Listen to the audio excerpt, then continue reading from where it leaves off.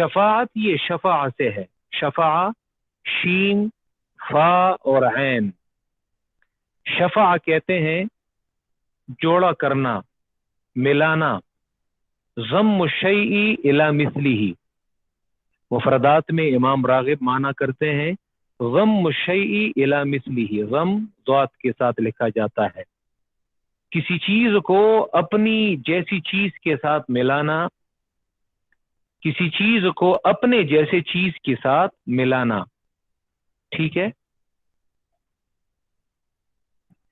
یہ جو تجارت میں اور بیوع میں، لین دین کے معاملات میں جو ہم کہتے ہیں کہ فلاں نے فلاں پہ شفع کر دیا، شفع بھی اسی سے ہے۔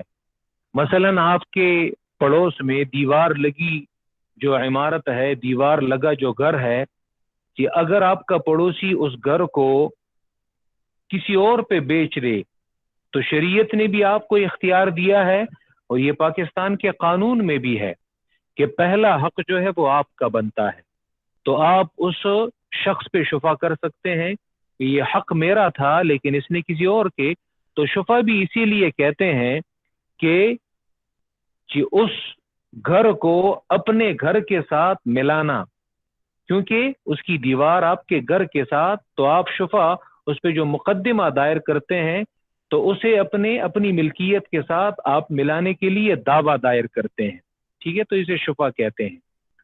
شفاعت میں بھی شفیع جو ہوتا ہے سفارش کرنے والا، تو جس کے لیے وہ سفارش کرتا ہے مشفوع لہو، جس کے لیے سفارش کی جائے تو اسے وہ اپنے ساتھ ملا لیتا ہے۔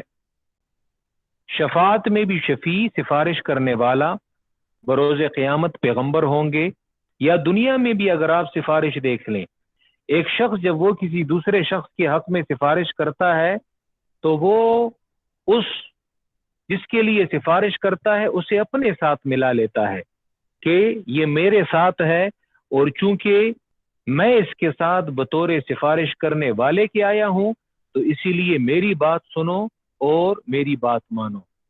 اور ہمیشہ شفاعت کرنے میں انسان اپنے سے ایک بلند درجہ اوپر شخص جو ہے وہ لانے کی کوشش کرتا ہے، جس کی بات کی قدر و منزلت ہوتی ہے اور جس کے بات کی وزن ہوتی ہے، بلکہ اکثر شفاعت میں اس شخص کو لایا جاتا ہے کہ جس کے دربار میں آپ سفارش کرنا چاہتے ہیں کہ وہ بھی اس شخص کی بات کو یقیناً اس کو وزن دے اور وہ اس کی بات کو مانے۔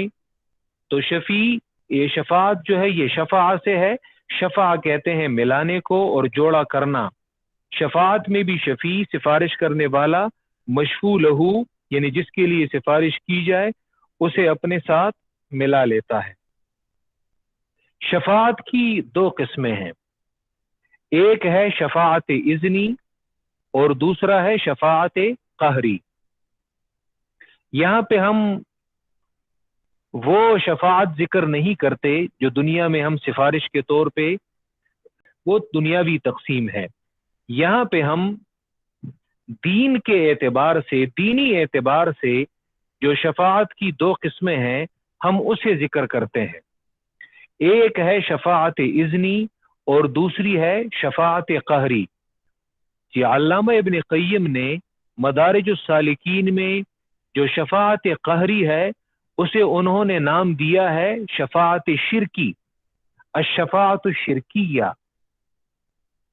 جی الشفاعت الشرکیہ التی فی قلوب المشرکین، شفاعت شرکیہ وہ ہے جو مشرکین اور شرک کرنے والوں کے دلوں میں ہے، کیونکہ وہ اللہ کے بغیر ایسے لوگوں کو اپنا سفارشی بناتے ہیں کہ یہ ہمارے لیے جو بھی ہو اللہ ان کی بات ٹال نہیں سکتے۔ یہ وہ شفاعت قہری ہے، زور کی شفاعت، کہ ان کی بات اللہ ٹالتا نہیں ہے اور یہ ضرور بضرور جیسے بھی ہو ان کی بات جو ہے وہ مانی جاتی ہے۔ اور شفاعت اذنی، بروز قیامت ایک مومن شخص کی نجات ہوگی، مثلا ان میں سر فہرست پیغمبر ہوں گے، ان میں سر فہرست فرشتے ہوں گے، کہ اہل ایمان ہوں گے، مختلف مجاہدین ہوں گے.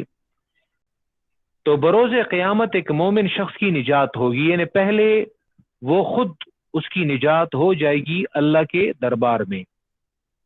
تو اللہ رب العزت اس شخص کو جس کی نجات ہو چکی ہے اور وہ جنتی ڈکلیئر ہو چکا ہے، جی اعمال نامہ اسے دائیں ہاتھ میں دیا جا چکا ہے، تو اللہ رب العزت اسے ان لوگوں کے حق میں سفارش کرنے کا اعزاز نصیب کرے گا کہ تم تو بچ گئے، لیکن اب میں تمہیں یہ اجازت دیتا ہوں، تمہیں یہ اعزاز دیتا ہوں کہ تم ان لوگوں کے حق میں سفارش کرو جو مومن ہیں لیکن گناہگار ہیں، ایمان کے ساتھ ان سے کوتاہیاں ہوئی ہیں، ان سے گناہ سرزد ہوئے ہیں، لیکن یاد رکھیں یہ وہ گناہ ہیں جو حقوق اللہ کی کیٹیگری میں، حقوق اللہ کے دائرے میں ہیں. نماز نہیں پڑھی، حج نہیں کیا، روزے میں کوتاہی ہے، جھوٹ بولا ہے، یہ چیزیں کہ اگر کسی کے حق پہ ڈاکہ ڈالا ہے، یاد رکھیں وہ کبھی بھی معاف نہیں ہوتے، بلکہ اس کے لیے صحیح مسلم کی حدیث ہے، رسول اللہ صلی اللہ علیہ وسلم فرماتے ہیں اتدرون مل مفلس، تم جانتے ہو کہ مفلس کون ہے؟ صحابہ نے کہا وہ ہے کہ جس کے پاس نہ روپیہ ہے نہ پیسہ ہے. اس دور میں درہم اور دینار تھے، کہ جس کے پاس نہ درہم ہے اور نہ دینار ہے. اللہ کے رسول نے فرمایا نہیں، حقیقی مفلس وہ ہے جو بروز قیامت نیکیوں کے ساتھ آئے گا، مسلمان ہوگا، نیکیاں ساتھ لائے گا، نمازیں، تہجد اور بہت سارے نیک اعمال وہ کر چکا ہوگا،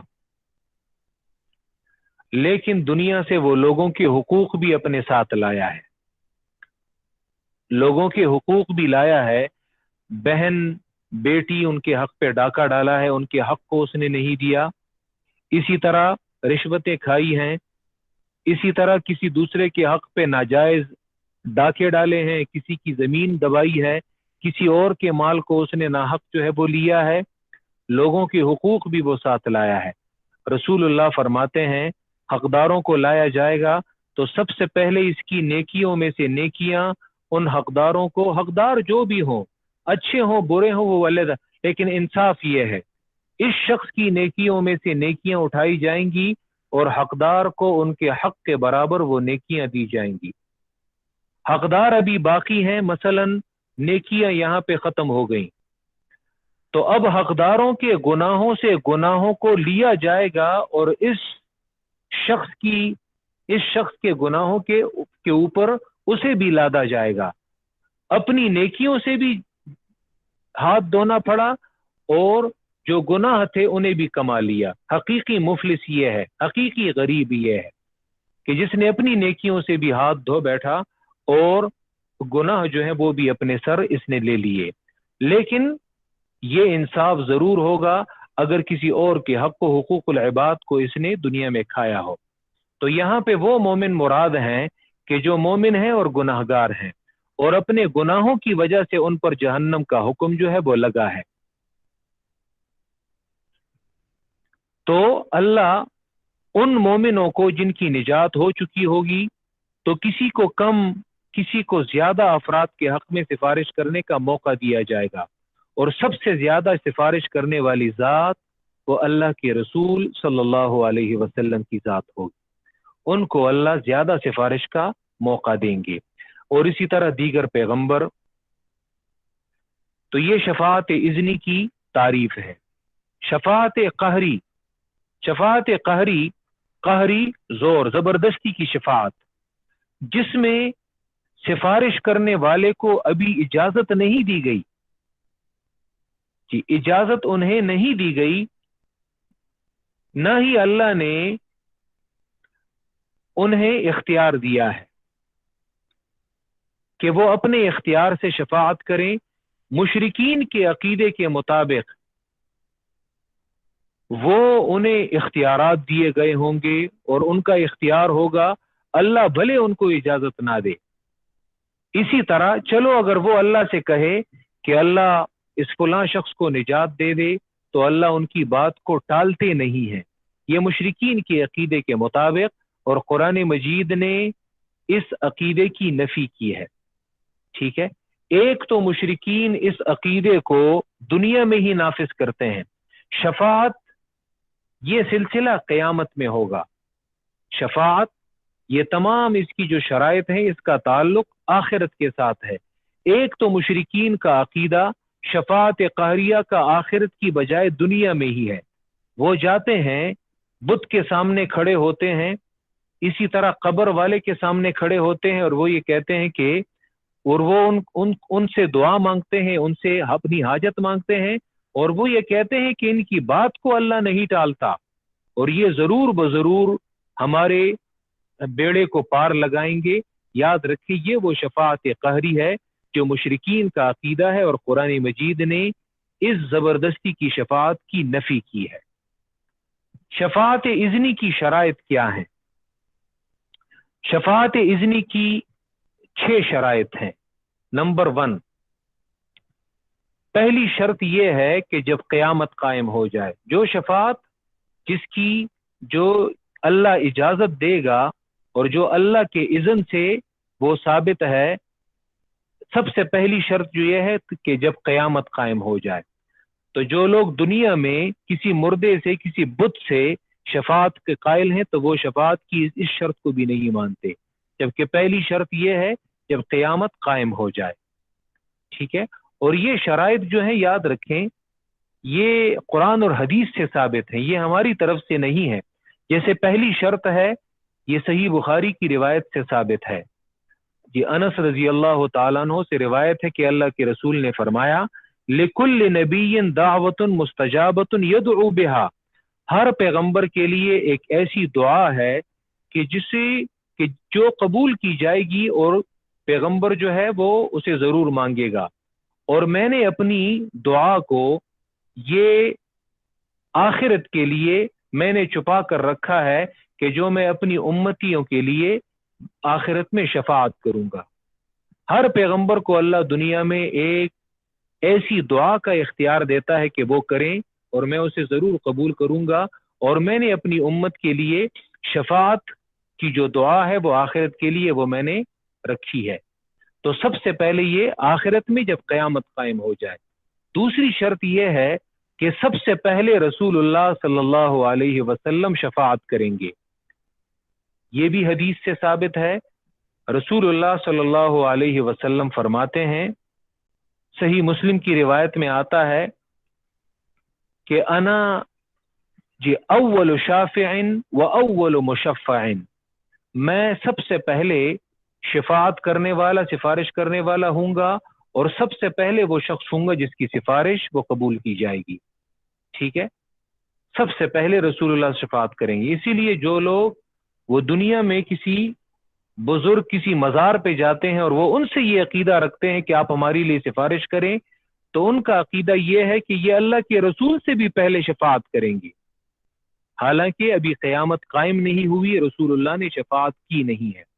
تیسری شرط اس میں یہ ہے کہ سفارش کرنے والے کا پہلے خود فیصلہ ہو جائے اور وہ اس کی نجات ثابت ہو جائے. نمبر 4، سفارش کرنے والے کو اجازت دی جائے، پہلے اس کا خود فیصلہ ہو جائے. لازمی نہیں کہ ہر شخص کو اللہ یہ اعزاز نصیب فرمائے، بلکہ اس کے بعد اللہ کی اجازت درکار ہے کہ تم تو بچ گئے، تمہارا فیصلہ تو ہو چکا، تم تو جنت میں جانے والے ہو، لیکن اب تمہیں یہ اجازت دی جاتی ہے کہ فلاں کے حق میں اگر آپ سفارش کرنا چاہتے ہیں تو آپ کی سفارش جو ہے وہ قبول کی جائے گی. اجازت بھی اللہ دیں گے اور اللہ بتائیں گے بھی کہ کس کے حق میں آپ سفارش کر سکتے ہیں اور کس کے حق میں نہیں، وہ بھی اللہ بتائیں گے. 5واں، وہ جو مشفوع لہو ہے جس کے حق میں سفارش کی جاتی ہے وہ بھی مومن ہو، کافر اور مشرک نہ ہو، ایمان پر اس کا خاتمہ ہوا ہو، توحید پر اس کا خاتمہ ہوا ہو. اگر وہ دنیا سے شرک کی حالت میں جا چکا ہو، کفر کی حالت میں جا چکا ہو، یاد رکھیں پھر بھی اس کے لیے سفارش یہ نہیں کی جائے گی، خواہ وہ پیغمبر کا باپ کیوں نہ ہو، ابراہیم کا باپ آزر کیوں نہ ہو جو دنیا سے کافر اور مشرک جا چکا ہے، خواہ وہ نوح علیہ السلام کا بیٹا اور بیوی کیوں نہ ہو جو دنیا سے کفر کی حالت میں جا چکے ہیں. اور 6ٹھی شرط، سفارش کرنے والے کو دنیا میں اس کا مومن ہونا بھی معلوم ہو. سفارش کرنے والے کو یعنی مطلب یہ کہ اللہ ہر زمانے میں ان لوگوں کو سفارش کرنے کا حق دے گا کہ جو اپنے زمانے میں ان لوگوں کو جانتے تھے. ٹھیک ہے. مثلا یہ بھی ایک شرط قرآن مجید نے ذکر کی ہے. مثلا اس زمانے میں جو اہل ایمان ہیں اور یہ بچ گئے، تو اس زمانے کے لوگوں کو کہ اللہ اگر سفارش کرنے کا اعزاز نصیب کرتا ہے تو یاد رکھیں یہ اس زمانے کے لوگوں کے حق میں سفارش کر سکیں گے. اس زمانے کے لوگوں کے حق میں سفارش کر سکیں گے. پھر کہیں جا کر وہ جو سفارش ہے کہ پیغمبر اپنی امتیوں کے لیے، تو یہ اس وقت جو ہے، جس طرح میں انشاءاللہ تعالی شفاعت کی جو قسمیں ہیں وہ میں ذکر کروں گا، لیکن شفاعت وہی لوگ کر سکیں گے جو اپنے زمانے میں اپنے زمانے کے لوگوں کو جانتے تھے. مثلا رسول اللہ اپنے زمانے کے لوگوں کو جانتے تھے کہ ابو بکر، عمر، عثمان، علی، معاویہ، ان لوگوں نے میری بات مانی تھی. ابو جہل، عتبہ، شیبہ، ابو لہب، ان لوگوں نے انکار کیا تھا. ٹھیک ہے. تو سفارش کرنے والے کو دنیا میں اس طرح نہیں ہے کہ آج سے 1000 سال پہلے ایک ولی بزرگ گزرا ہے، وہ ہمارے زمانے کے لوگوں کے لیے سفارش کرے گا، یا آج سے 200 سال پہلے شاہ ولی اللہ گزرے ہیں تو اگر وہ بچ جائیں اللہ کے دربار میں، کیونکہ ہمارا ایک نیک گمان ہے ان کے بارے میں، لیکن اب اللہ ان کے بارے میں کیا فیصلہ کرتے ہیں وہ تو بروز قیامت ہی پتہ چلے گا. لیکن مثلا اگر ایجاد ان کی ثابت ہو جائے اور وہ جنت میں جانے والے بن جائیں اور اللہ انہیں سفارش کرنے کا حق اور موقع دے، تو وہ ہمارے زمانے کے لوگوں پہ سفارش نہیں کریں گے، بلکہ وہ اپنے زمانے کے لوگوں کے حق میں سفارش کریں گے کہ جو انہیں معلوم تھا کہ بظاہر یہ لوگ ایمان لانے والے تھے اور ان لوگوں نے بات مانی تھی اور ان لوگوں نے انکار کیا تھا. تو یہ شفاعت اذنی کی شرائط ہیں. شفاعت قہری کی نفی قرآن مجید میں 24 مقامات سے ثابت ہے. شفاعت قہری، اس کی نفی قرآن مجید نے 24 مقامات میں کی ہے. جیسے سورۃ البقرہ آیت نمبر 48، 48، ان میں سے یہ چند آیات ذرا دیکھ لیں. شفاعت قہری کہ اس کی نفی قرآن مجید نے 24 مقامات میں کی ہے. پہلے اپنے ساتھ یہ آیات نوٹ کر لیں، پھر اس کے بعد میں ترتیب سے ان صورتوں کو اور آیات نمبر کو ذکر کرتا ہوں. سب سے پہلے قرآن مجید نے اس کی نفی کی ہے سورۃ البقرہ آیت نمبر 48، 48. اسی صورت میں اسی طرح کی آیت یہ دوبارہ بھی ہے. سورۃ البقرہ آیت نمبر 123، 123. یہ ایک طرح کی آیت ہے، اسی لیے ہم اسے ایک ہی کاؤنٹ کرتے ہیں. دوسرے نمبر پہ سورۃ البقرہ آیت نمبر 254، 254، ولا شفاعت، جہاں پہ قرآن مجید میں شفاعت کی نفی کی گئی ہے تو اس سے مراد کون سی شفاعت ہے؟ شفاعت قہری. حالانکہ شفاعت اذنی تو ثابت ہے، لیکن جو شفاعت قرآن نے منفی کی ہے، اس کی نفی کی ہے، تو وہ شفاعت قہری مراد ہے. تیسرے نمبر پہ سورۃ الانعام آیت نمبر 51، 51، ولا شفیع، اور کوئی سفارش کرنے والا نہیں ہوگا. سورۃ الانعام آیت نمبر 51، 51. اور اسی طرح سورۃ الانعام آیت نمبر 70، وہاں پہ بھی لیس لہا من دون اللہ ولی ولا شفیع، اور نہ ہی کوئی سفارش کرنے والا ہوگا. پانچویں مقام میں سورۃ الاعراف آیت نمبر 53، سورۃ الاعراف آیت نمبر 53، 53. فَهَلْ لَنَا مِن شُفَعَاءَ فَيَشْفَعُوا لَنَا، یہ تو ہے ہمارے لیے کوئی سفارش ہی ہے کہ وہ ہمارے لیے سفارش کرے. چھٹے نمبر پہ سورہ یونس آیت نمبر 3، ما من شفیع الا من بعد اذن، ما من شفیع میں شفاعت قہری کی تردید ہے۔ اسی سورہ یونس میں 7ویں مرتبہ سورہ یونس آیت نمبر 18،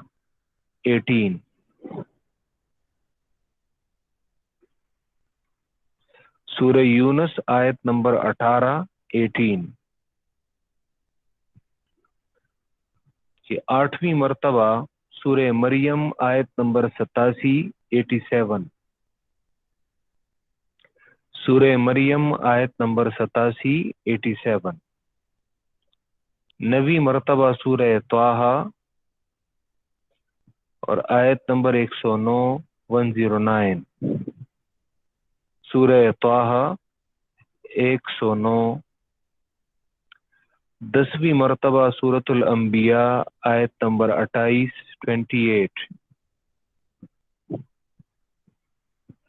11ویں مرتبہ سورۃ الشعراء آیت نمبر 100، 12ویں مرتبہ سورہ روم آیت نمبر 13،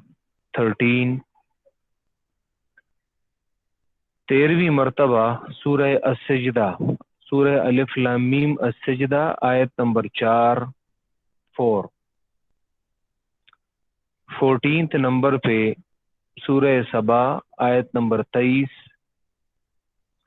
سورہ سبا آیت نمبر 23، 15ویں مرتبہ سورہ یاسین آیت نمبر 23،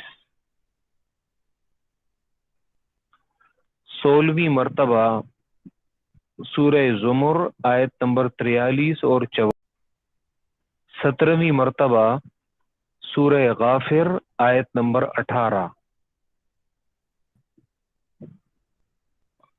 سورہ غافر آیت نمبر 18، 18ویں مرتبہ سورہ الزخرف آیت نمبر 86، 19ویں مرتبہ سورہ الدخان اور آیت نمبر 41، 20ویں مرتبہ سورہ النجم آیت نمبر 26، 21ویں مرتبہ سورہ الحاقہ اور آیت نمبر 35، 22ویں مرتبہ سورہ المدثر اور آیت نمبر 48، 23ویں مرتبہ سورہ النبا عما یتساءلون یہ والی صورت اور آیت نمبر 38، اور 24ویں مرتبہ سورہ الانفطار یوم لا تملک نفس لنفس شیئا والامر یومئذ للہ، سورہ الانفطار آیت نمبر 19۔ یہ وہ 24 مقامات ہیں کہ جن میں یہ قرآن مجید نے اس بات کی نفی کی ہے کہ سفارش نہیں ہے۔ تو یاد رکھیں اب قرآن سے تو یہ ثابت ہے کہ سفارش تو ہوگی، شفاعت تو ہوگی۔ ان آیات میں شفاعت کی نفی کی گئی ہے۔ دراصل یہ اس مشرکین کے عقیدے کی نفی ہے کہ جن کا یہ عقیدہ تھا اپنے بزرگوں کے بارے میں اور آج بھی ہے کہ یہ ہمیں اللہ کے عذاب سے چھڑائیں گے اور ہم نے ان کا دامن تھاما ہے اور ہم جہنم میں نہیں جا سکتے بلکہ اللہ ان سے مجبور ہے۔ قرآن مجید نے ان کے اس عقیدے کی تردید کی ہے کہ تمہارا اگر یہ عقیدہ ہے کہ یہ تمہیں ضرور چھڑائیں گے، یاد رکھو کہ اللہ کی اجازت سے سفارش تو ہوگی لیکن کہ اللہ کے دربار سے اور اللہ کی پکڑ سے کسی کو بزور چھڑانا تو یہ تم لوگوں کی خام خیالی ہے، یہ سفارش یہ نہیں ہو سکے گی۔ تو یہ شفاعت قہری قرآن مجید نے اس کی نفی کی ہے۔ رسول اللہ صلی اللہ علیہ وسلم کے علاوہ اور کون کون سفارش کریں گے؟ تو سب سے پہلے یہ رسول اللہ کے علاوہ ہیں، اچھا، تو ان میں سے ایک تمام پیغمبر، جی انبیاء علیہ السلام، جی انبیاء علیہ السلام، تمام پیغمبر یہ بھی سفارش کریں گے کہ اپنی اپنی امت کے حق میں، اپنے اپنے زمانے کے لوگوں کے حق میں، جی انبیاء علیہ السلام۔ دوسرے نمبر پہ فرشتے، دوسرے نمبر پہ فرشتے، فرشتوں کی یہ سفارش یہ قرآن مجید کی سورہ النجم آیت نمبر 26 سے ثابت ہے۔ فرشتوں کی یہ سفارش قرآن سے بھی ثابت ہے کہ فرشتے بھی سفارش کریں گے۔ سورہ النجم آیت نمبر 26۔ وجہ یہ ہے کہ فرشتے کہ انسانوں کے ساتھ کرامن کاتبین کی شکل میں فرشتے ہر وقت یہ چوکیدار موجود ہیں، کہ اسی طرح ان کرامن کاتبین کے علاوہ دیگر فرشتے ہیں جو ان کے علاوہ ہمارے گھروں میں ہوتے ہیں۔ وہ جو روایات میں آتا ہے کہ فرشتے رحمت کے فرشتے وہ اس گھر میں داخل نہیں ہوتے کہ جس میں کتا ہوتا ہے، تو بعض لوگ کہتے ہیں دیکھو فرشتے جو ہے سرے سے، دراصل وہ فرشتے رحمت کے فرشتے مراد ہوتے ہیں، ورنہ جو انسانی فرشتے کرامن کاتبین جو انسان کے اعمال لکھتے ہیں تو وہ تو ہر انسان کے ساتھ ہر وقت موجود رہتے ہیں۔ اس سے مراد وہ فرشتے ہوتے ہیں جو رحمت کے فرشتے ہیں اور وہ ان کے علاوہ ہیں۔ تو ہمارے ان گھروں پر دیگر فرشتے بھی اللہ نے مقرر کیے ہیں، تو بعض وہ آ سکتے ہیں اور بعض نہیں آ سکتے، بعض وجوہات کی بنا پر، تو فرشتے بھی سفارش کریں گے۔ تیسرے نمبر پہ کہ انبیاء علیہ السلام اور فرشتوں کے علاوہ اہل ایمان، یعنی ایمان والے مومن، جس میں اولیاء بھی آتے ہیں، پیغمبروں کے علاوہ صحابہ بھی آتے ہیں، دیگر ایمان والے، ایمان والوں میں پھر مرد عورتیں دونوں شامل ہیں، مرد عورتیں دونوں شامل ہیں۔ یہ تینوں جی انبیاء علیہ السلام، فرشتے اور ایمان والے، ویسے فرشتوں کی سفارش تو سورہ نجم سے بھی ثابت ہے، لیکن یہ تینوں ان کی سفارش یہ حدیث سے ثابت ہے۔ صحیح مسلم کی روایت ہے، حدیث نمبر 183 کتاب الایمان چیپٹر ہے، ابو سعید الخدری رضی اللہ تعالیٰ عنہ کی روایت ہے، رسول اللہ، اور یہ حدیث قدسی ہے،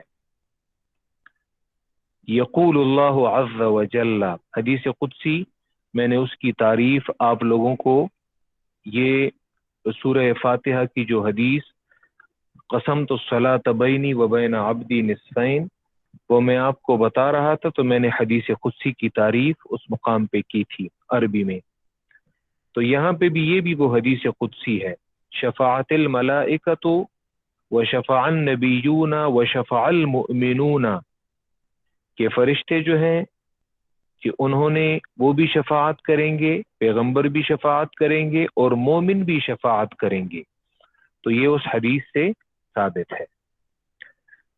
کہ چوتھے نمبر پہ شہداء ہیں، شہداء شہید، شہید جو ہیں یہ بھی شفاعت کریں گے۔ شہید کے بارے میں انشاءاللہ ہم کسی مستقل آیت کے تحت گفتگو کریں گے۔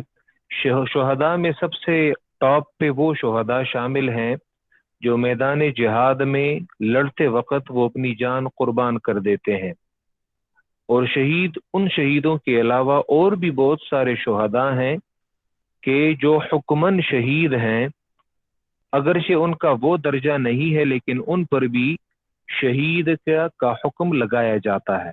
جیسے مثلا کوئی کسی پر آبادی گر جائے، دیوار کے نیچے وہ دب کر مر جائے، اسی طرح آگ لگ جائے، آگ میں حتیٰ کہ وہ عورتیں جو بچہ جنتے وقت ان کی ڈیتھ بھی ہو جاتی ہے تو وہ بھی حکمن شہداء کی فہرست میں وہ بھی شامل ہوتی ہے. ٹھیک ہے، تو یہ بھی ان میں شامل ہیں. سر فہرست وہ شہداء ہیں جو میدان جہاد میں لڑتے وقت وہ شہید ہو جاتے ہیں. اور یہ ثابت ہے، ابو داؤد کی روایت ہے، حدیث نمبر 2522، یشفع الشہید فی 70 من اہل بیتہ، شہید جو ہے وہ یہ اپنے خاندان کے 70 لوگوں کی سفارش کرے گا اللہ کے دربار میں. یشفع الشہید فی 70 من اہل بیتہ، تو شہداء جو ہیں یہ بھی سفارش کریں گے. 5ویں نمبر پہ کہ ایمان والوں کی جو نابالغ اولاد ہے ان کی شفاعت اپنے والدین کے حق میں. اسی لیے جن لوگوں کی اولاد وہ صغر میں اور بچپن میں ہی مر جاتی ہے تو ٹھیک ہے، انسان کو ایک بہت زیادہ تکلیف پہنچتی ہے، لیکن یہ اپنے والدین کے حق میں، جو ایمان والے ہیں ان کے حق میں یہ بہت بڑی کام کی، اور یہ بہت بڑا ذخیرہ ہے، کیونکہ یہی نابالغ اولاد اپنے والدین کے حق میں شفاعت کریں گے. اور یہ صحیح مسلم سے ثابت ہے کہ ابو ہریرہ رضی اللہ تعالیٰ عنہ کی روایت ہے، حدیث نمبر 2635، 2635. جو کتاب ہم پڑھ رہے ہیں قرآن مجید، شفاعہ کی فہرست میں اور سفارشیوں کی فہرست میں قرآن مجید بھی شامل ہے. یہ بھی صحیح مسلم سے ثابت ہے، صحیح مسلم حدیث نمبر 804. اگر یہ حدیث اسے پڑھ بھی لیتے ہیں، رسول اللہ صلی اللہ علیہ وسلم فرماتے ہیں کہ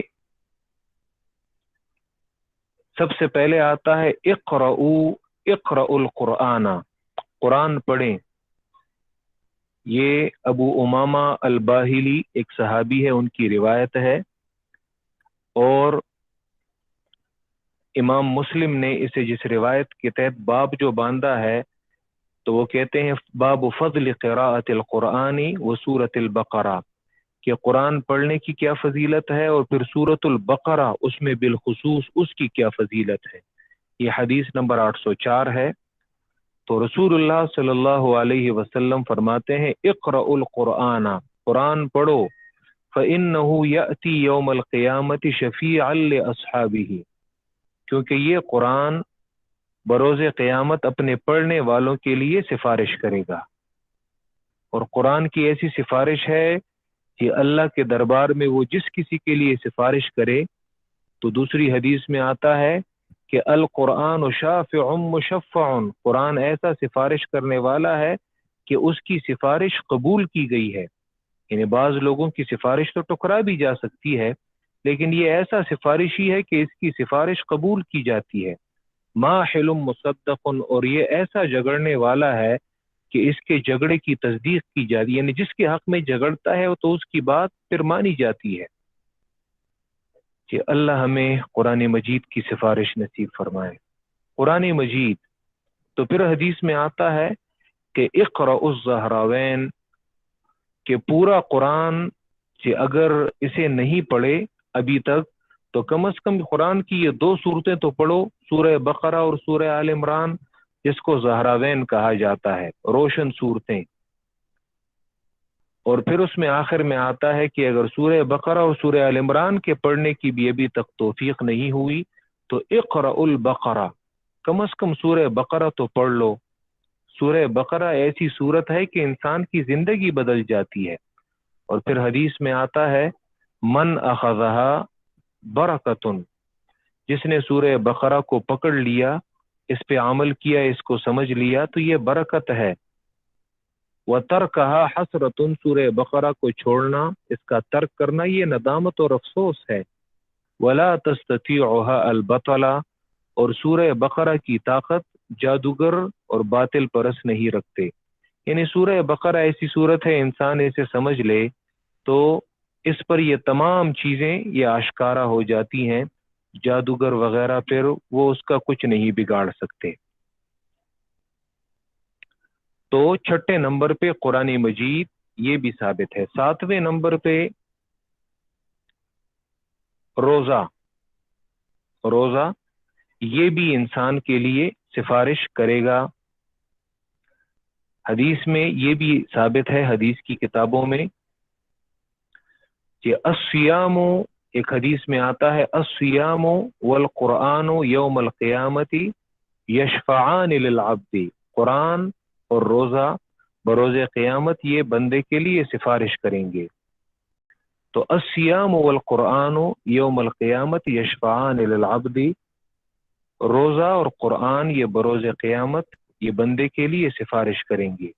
یقول الصیام، روزہ کہے گا ربی منعتہ الطعام والشراب، اے میرے رب میں نے اس شخص کے طعام، اس کے کھانے کو اور اس کے پینے کو میں نے چھوڑا ہوا تھا، مطلب یہ کہ یہ میری وجہ سے نہیں کھا رہا تھا اور نہیں پی رہا تھا بن نہار، تو اے اللہ میری سفارش اس کے حق میں یہ قبول کر دے۔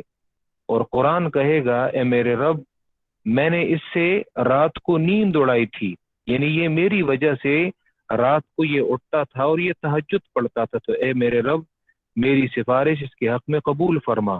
اسی لیے راتوں کو کم از کم 2 رکعت نماز کے لیے اٹھا کریں، 4 رکعت نماز کے لیے اٹھا کریں، لیکن انہیں وہ نہیں کہ آپ بالکل لمبی لمبی رکعتیں پڑھیں، 5 منٹ کے لیے اٹھا کریں، لیکن 1-2 رکعت نماز، سنت طریقہ تو 8 رکعت نماز پڑھنا ہے، لیکن کم از کم 1-2 رکعت نماز، 4 رکعت نماز یہ پڑھا کریں۔ میرے خیال میں وضو سمیت کوئی 5-10 منٹ لگ جائیں گے، اور لیکن تھوڑی دیر کے لیے اٹھا کریں، کیونکہ اس کی برکات جو ہے وہ بہت زیادہ ہیں۔ تو یہ رسول اللہ صلی اللہ علیہ وسلم کے علاوہ کون کون سفارش کریں گے، تو یہ میں نے اس کے علاوہ اور بھی ہے، لیکن ہم نے یہ 7-8 کی ذکر کر لیے ہیں۔ رسول اللہ صلی اللہ علیہ وسلم کی ان کی شفاعت جو ہے تو وہ کتنے اقسام پہ ہے۔ کہ سب سے پہلے رسول اللہ صلی اللہ علیہ وسلم شفاعت کریں گے، اور اس پہ میں نے صحیح مسلم کا حوالہ دیا تھا کہ جس میں اللہ کے رسول فرماتے ہیں کہ وَأَنَا أَوَّلُ شَافِعٍ وَأَوَّلُ مُشَفَّعٍ۔ یہ قاضی عیاض اور امام نووی دونوں نے رسول اللہ صلی اللہ علیہ وسلم کی شفاعت کی 5 اقسام ذکر کی ہیں۔ سب سے پہلے عمومی شفاعت، جس کو شفاعت عظمیٰ کہتے ہیں، سب سے بڑی شفاعت، اور یہ سب سے بڑی شفاعت یہ وہ شفاعت ہے کہ جب بروز قیامت سارے لوگ تنگ آ جائیں گے اس انتظار سے کہ کب حساب شروع ہو، تو یہ جائیں گے حضرت آدم کے پاس، آدم کہیں گے بیٹوں میرے بچوں میں نہیں کر سکتا، میری طاقت نہیں ہے کہ میں اللہ سے یہ سفارش کر سکوں کہ آپ ان لوگوں کا حساب کتاب شروع کریے، یعنی لوگ اتنے تنگ آ جائیں گے اس گرمی اور اس تکلیف کی وجہ سے، اس پریشانی کی وجہ سے کہ اب ہماری بات ایک جانب کو ہو جائے، جنت چلے جائیں جہنم چلے جائیں، لیکن یہ انتظار بڑا طویل ہے۔ آدم کہیں گے میں سفارش نہیں کر سکتا، جائیں نوح کے پاس، یہ صحیح بخاری اور صحیح مسلم کی طویل روایت ہے شفاعت کی۔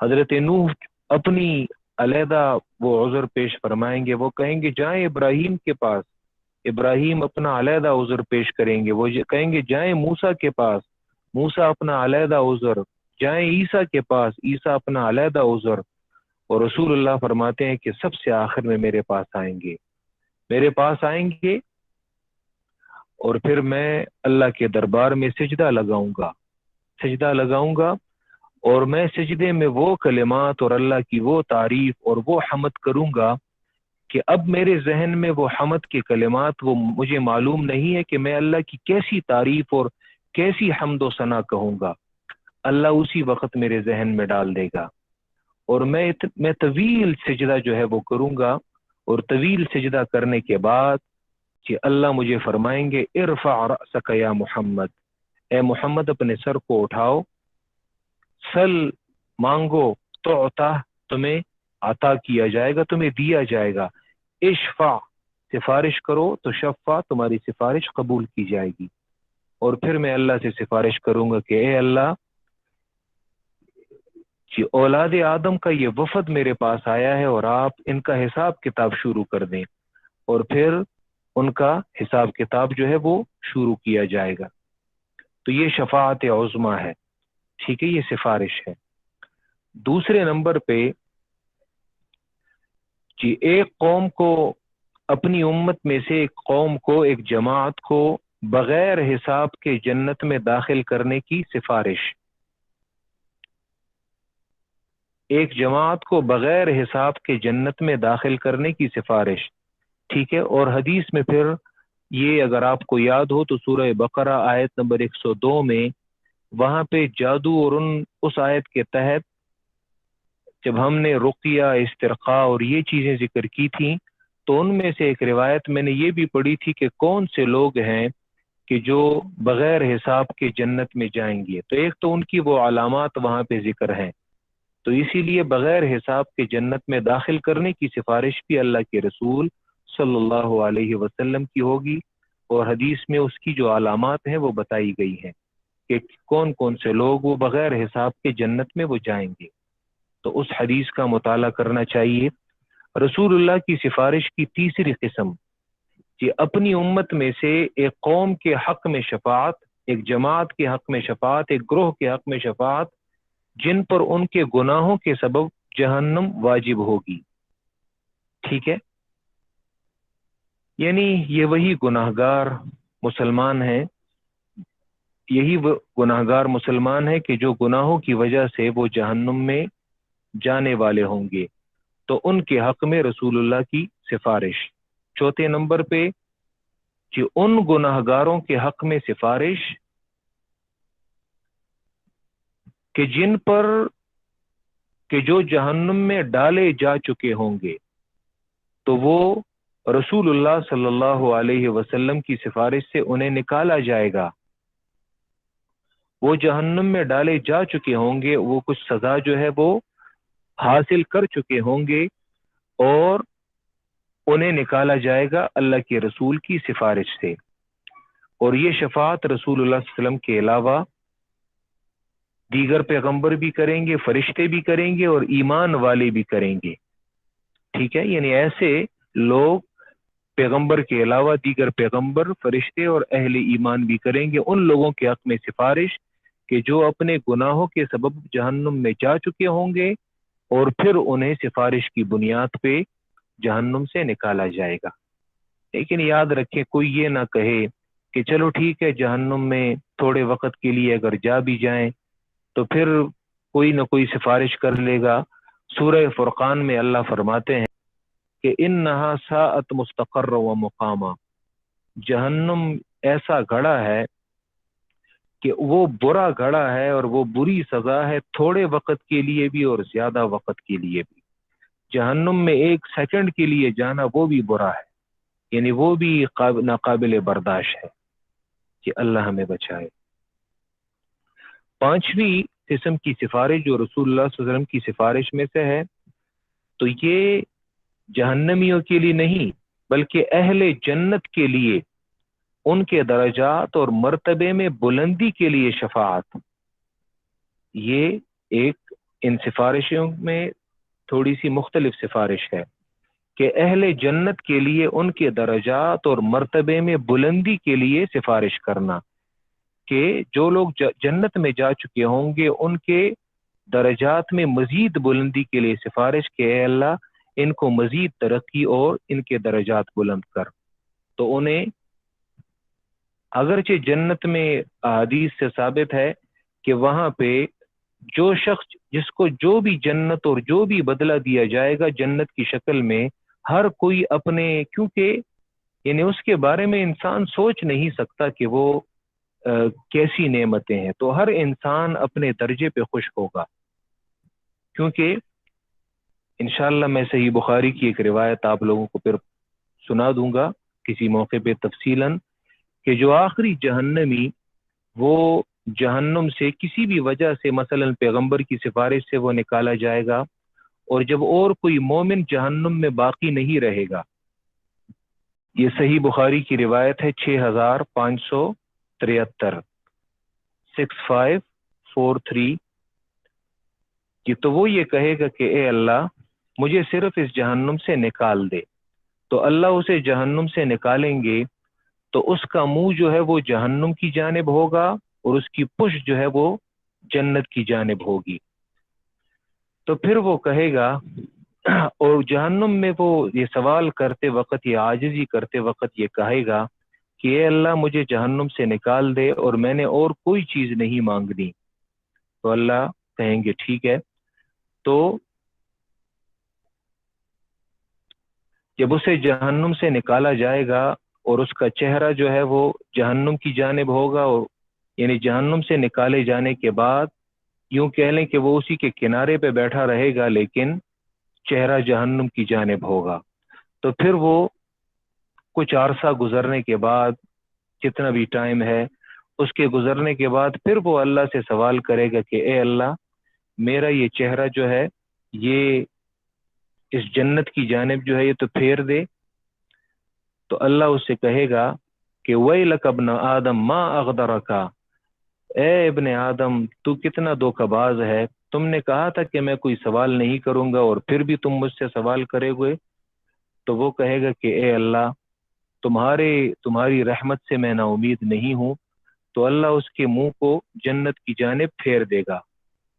تو پھر جب کچھ ٹائم اس پہ گزرے گا تو وہ کہے گا کہ اے اللہ ذرا مجھے اس جنت کے قریب تو کر دے، قربنی الی باب الجنہ، اور میں کچھ نہیں مانگوں گا۔ تو اللہ اسے کہے گا کہ دیکھو کہ الیس قد زعمت اللہ تسألنی غیرہ، کیا تم نے مجھ سے یہ وعدہ نہیں کیا تھا کہ اس کے بغیر تم کچھ مانگو گے نہیں؟ پھر وہ اسی طرح مانگتا چلا جائے گا اور پھر وہ کہے گا آخر میں کہ یا رب ادخلنی الجنہ، اے میرے رب مجھے اس جنت میں بھی داخل کر دے۔ تو اللہ اسے جنت میں وہ داخل کرے گا اور کہ اسے بھی کہ اس دنیا جیسی ایک جنت جو ہے وہ دے دے گا، اس دنیا جیسی ایک جنت جو ہے وہ اسے اللہ دے دے گا۔ اور حدیث میں آتا ہے وَذَلِكَ الرَّجُلُ آخِرُ أَهْلِ الْجَنَّةِ دُخُولًا، اور یہ شخص یہ اہل جنت میں سے سب سے آخر میں داخل ہونے والا شخص ہوگا۔ یعنی آپ خود سوچیں کہ جنت میں سب سے آخر میں داخل ہونے والے شخص کا یہ مقام اور یہ مرتبہ ہے۔ تو رسول اللہ صلی اللہ علیہ وسلم اہل جنت کے لیے ان کے درجات اور مرتبے میں بلندی کے لیے سفارش جو ہے یہ کریں گے۔ امام قرطبی نے کہ اس کے علاوہ بھی 6 نمبر پہ رسول اللہ کی سفارشوں میں سے ایک قسم یہ بھی ذکر کی ہے کہ بعض کافروں کے حق میں جنہوں نے دنیا میں یعنی حق پرستوں کی مدد کی ہے، ان کی اعانت کی ہے، ٹھیک ہے، جیسے رسول اللہ صلی اللہ علیہ وسلم کے چچا ہیں ابو طالب، کہ ابو طالب اس کے بارے میں روایات تو واضح ہیں، قرآن مجید کی آیات بھی اس کے حوالے سے واضح ہیں کہ وہ ایمان نہیں لائے تھے، لیکن اپنی زندگی میں انہوں نے اللہ کے رسول کی کافی مدد کی ہے اور ان کے ساتھ کافی ہر موقع پہ وہ کھڑے رہے ہیں۔ تو اپنے چچا ابو طالب کے حق میں بھی رسول اللہ تخفیف کی شفاعت کریں گے کہ اے اللہ ان کے عذاب میں تخفیف فرما، اور پھر وہ احادیث سے ثابت بھی ہے۔ تو اسی طرح یہ رسول اللہ کی سفارش میں مختلف اقسام ہیں، ٹھیک۔ کہ تو آج ہم نے شفاعت کی تعریف، اقسام اور شرائط، ہم بار بار اس موضوع کو ڈسکس نہیں کریں گے، بلکہ ایک ہی مرتبہ ہم نے اس ٹاپک کو کور کر لیا ہے، اور جب بھی قرآن مجید میں دوبارہ یہ ٹاپک جو ہے یہ آئے گا تو ہم اسی آیت کا حوالہ دیں گے کہ مالک یوم الدین پر جو لیکچر وہ ریکارڈ ہوا ہے تو آپ وہاں سے اسے سن سکتے ہیں، ٹھیک ہے جی۔ اعوذ باللہ من الشیطان الرجیم، میں پناہ مانگتا ہوں اللہ کی مدد سے، من الشیطان الرجیم، شیطان مردود سے۔ بسم اللہ الرحمن الرحیم، اللہ کے نام کی مدد سے جو عام مہربان ہے اور خاص مہربان ہے، میں شروع کرتا ہوں۔ یا اس طرح بھی آپ پڑھ سکتے ہیں کہ میں شروع کرتا ہوں اللہ کے نام کی مدد سے جو عام مہربان ہے اور خاص مہربان ہے۔ الحمدللہ، تمام تعریفیں الوہیت کی خاص اللہ کے لیے ہیں، یا تمام تعریفیں جو اللہ کے مناسب ہیں خاص اللہ کے لیے ہیں۔ رب العالمین جو تمام مخلوق کا پالنے والا ہے۔ الرحمن عام مہربان ہے، الرحیم خاص مہربان ہے، مالک یوم الدین اختیار والا ہے جزا اور سزا کے دن کا۔ وآخر دعوانا ان الحمد للہ رب العالمین۔